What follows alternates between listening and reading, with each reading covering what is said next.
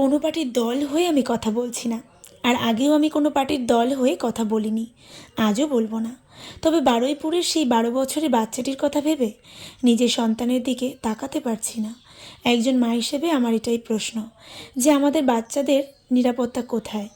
আমরা সবসময় চার দেওয়ালের মধ্যেই বাচ্চাকে সুরক্ষিত রাখতে চাই, কিন্তু আদতেও কি এটা সম্ভব?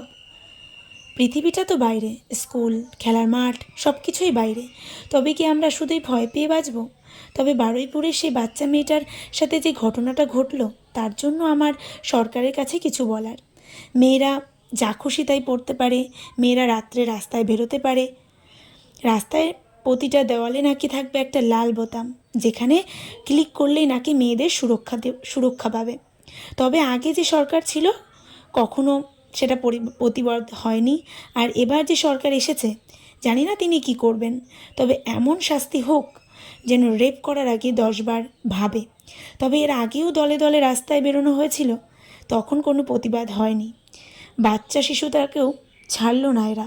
সরকার কেন পরিবর্তন হয়েছে বলো তো? সুরক্ষিত রাখার জন্য। এই রেপিস্ট যারা, তাদেরকে কি বলবো আমি, মানে কঠিন শাস্তি দেওয়ার জন্য, রেপ যাতে বন্ধ হয়। কিন্তু এ সিস্টেমের মধ্যেই আমরা বেরোতে পারছি না।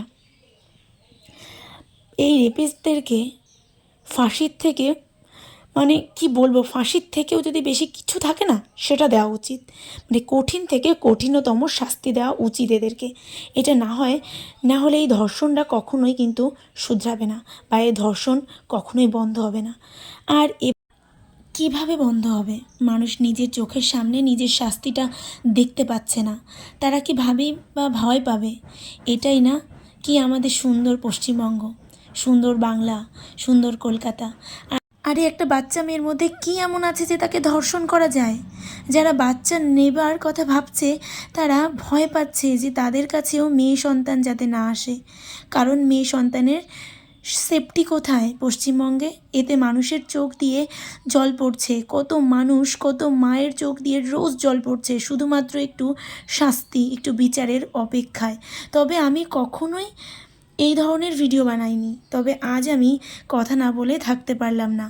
যতবারই ফোনে এই বাচ্চা মেয়ের কথাটা ফোনে আসছে, বুকের ভেতরটা কেমন জানি কেঁপে উঠছে, আর নিজের সন্তানের দিকে তাকাতে পারছি না, যেহেতু আমি একজন মা, বিশেষ করে আমি একজন মেয়ে সন্তানের মা।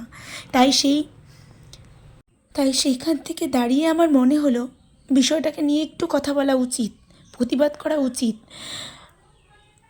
আমার নতুন সরকারের কাছে একটাই অনুরোধ, এই বারুইপুরের বাচ্চা মেয়ের ধর্ষণের কাণ্ডতে একটু প্রতিবাদ করা হোক, একটু তাদেরকে শাস্তি দেওয়া হোক, তাদের যেন জেল থেকে কখনোই বেরোনো না হয়, তাদের ফাঁসির মতো কঠিনতম শাস্তি দেওয়া হোক।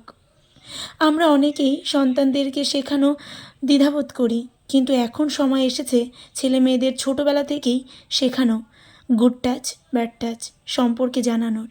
আর এটা প্রতিটা বাবা মায়েরই কর্তব্য, দায়িত্ব এটা জানানোর। কি বলবো আমি, আমার মুখের ভাষা হারিয়ে গেছে। প্রতিনিয়ত এখন ভয় হয়, কারণ আমার ঘরেও বেড়ে উঠছে আমার মেয়ে, আমার ছোট্ট একটা সন্তান যার বয়স মাত্র 4। যে 9 মাসের একটা বাচ্চাকেও ছাড়ে না, তারা 4-5 বছরের বাচ্চাকে কি করে ছাড়বে বলো তো? আর আজ হলো আবার 12 বছরের একটা বলি।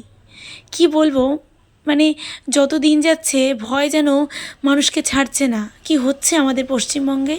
এই পশ্চিমবঙ্গটা কি আদতেও আর সুস্থ হবে, ভালো হবে, নাকি এভাবে আতঙ্কেতে আমরা মরে যাব, আমরা শেষ হয়ে যাব বলো তো?